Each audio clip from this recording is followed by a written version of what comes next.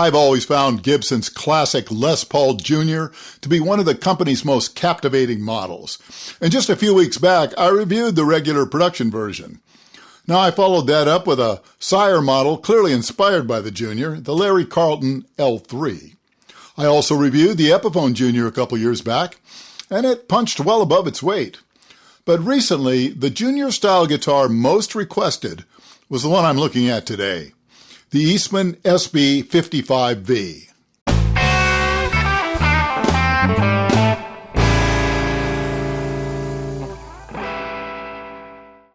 This model features Eastman's antique varnish finish and comes factory relicked.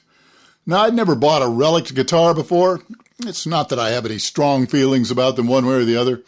I just don't find them compelling enough to pay a premium to own one. In any case, I believe this is what you'd call a light relic. And with the varnish finish, it does look and feel like a decades-old guitar. This body is made of a single slab of okume, an African wood which is very mahogany-like and by all accounts a lively and resonant wood for guitars. The neck is also a single piece of okume, and the profile is an appropriately chunky 50s style. The nut width is slightly wider than most Gibsons at 43.5 millimeters or 1.71 inch. The neck depth is 0.91 inch or 23 millimeters at the first fret and 1 inch or 25.4 millimeters at the 12th. Now, like every other Eastman I played, the fingerboard is a beautiful dark ebony with top quality Jaskar frets, which are nicely leveled, crowned, and polished. The aged hardware is by Faber of Germany, and it's very high-quality stuff. This wrap-tailed bridge has built-in compensation for better intonation, and the vintage-style tuners are smooth and precise. And despite the vintage 15-to-1 ratio, I've had no trouble getting it quickly in tune, and the tuning stability seems excellent. Now, the P90 pickup is a Lawler 50 spec, which is fairly bright, but that's what the tone control is for. Pots are CTS with an orange drop capacitor, and the output jack is by Switchcraft. And finally, a beautifully cut and shaped bone nut. Honestly, you really couldn't ask for much higher quality parts.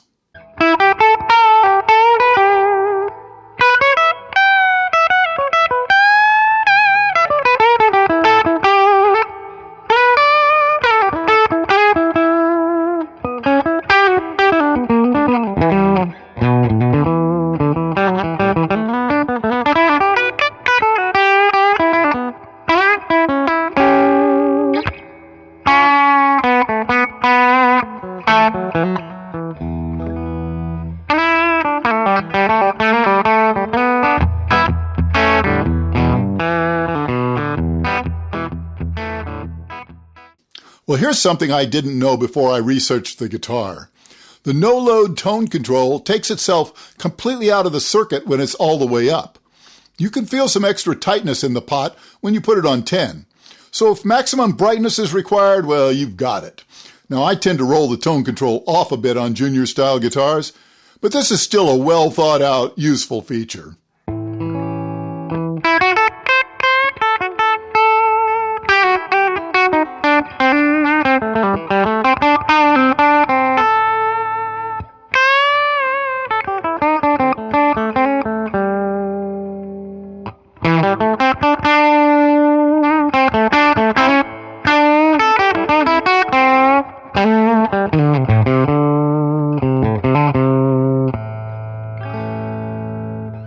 All the Eastmans I've reviewed have played pretty well, but this is one of the best of the bunch. Really nice fretwork. I'd maybe go down a touch on the nut, but really it plays great right out of the box.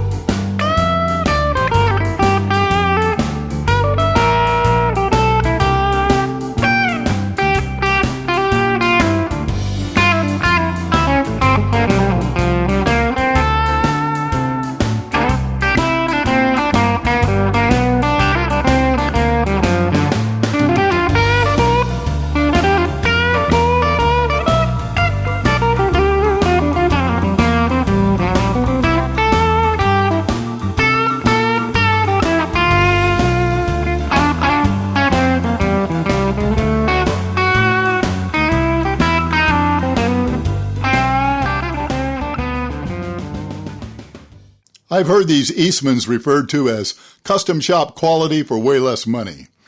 And while every model may not fit that description, I'd say this one lives up to that pretty well. Now, compared to the production Gibson I recently reviewed, this one is lighter, just 7 pounds 5 ounces, more acoustically alive, and it plays quite a bit nicer.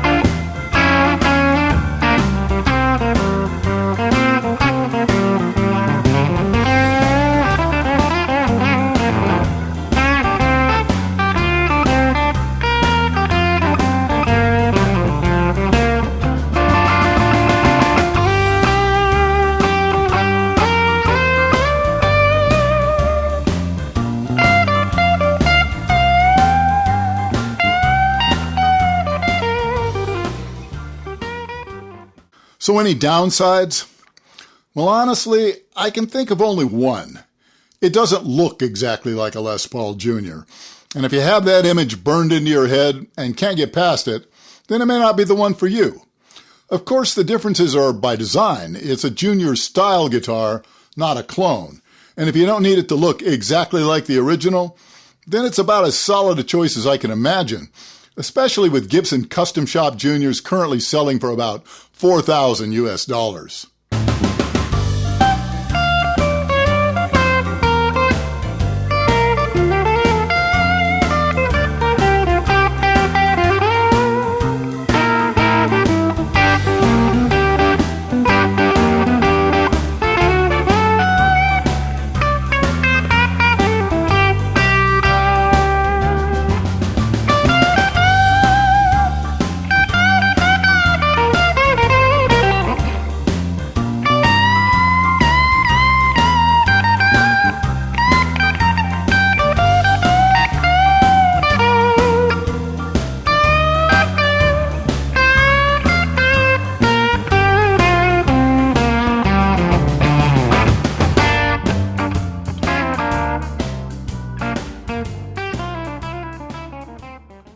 Well, thanks so much for hanging with me today.